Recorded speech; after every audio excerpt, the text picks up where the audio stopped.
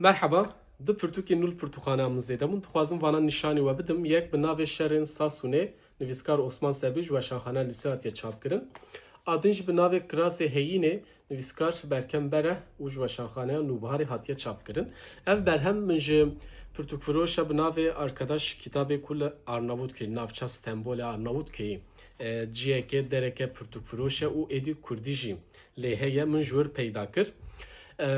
û şerên Sasûnê ya Osman Sebrî behsa serhildana li çiyayên Sasûnê û salên piştî komara Tirkiye ava dibe piştî wê avabûnê şerê ku Kurd di wir li ber xwe didin li hember dewletê behsa wî şerê dike. Ev berhemeke weke belge em bêjin qeyda wê dîrokê kiriye. Osman Sebrî kêlî bi kêlî behsa vê serhildanê, behsa vê têkoşeriya qewmê çiyayî kiriye.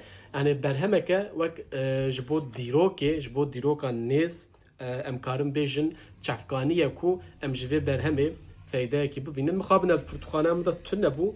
Vê carê li Arnavutköyê derfeta min çêbû û min peyda kir li pirtûxaneya xwe zêde kir. Osman Sebrî helbet hêja ye.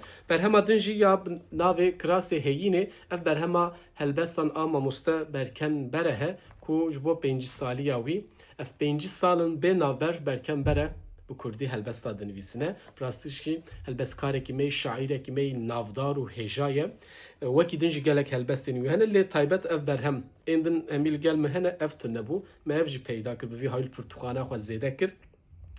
Bi rastî jî zimanê Berkem Bere helbestên wî gelekî xweşikin û gelekî hêjan e. Ji bela wê divê Berkem Bere bête xwendin û divê berhemê de beşek ji helbestên Berkem Bere li ser navdarên Kurd û Kurdistanî nivîsandine çi yên mirî û çi jî yên zindî jî heye.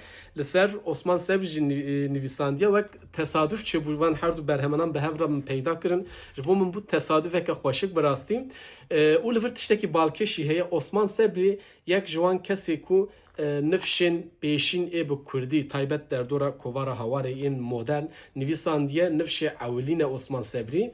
Berkem Bere jî ew nifşê ku piştî wan e, piştî Osman Sebrî wan e û ji bo edebiyat jî ev tişta ku di navbera nifşan da hev û di bibîr tînin û hay ji hev hene. Ba min têkiliya edebiyatê wek bi bîra civakê re jî tiştekî wiha ye ku nifşên li pey hev hay ji hev hebin.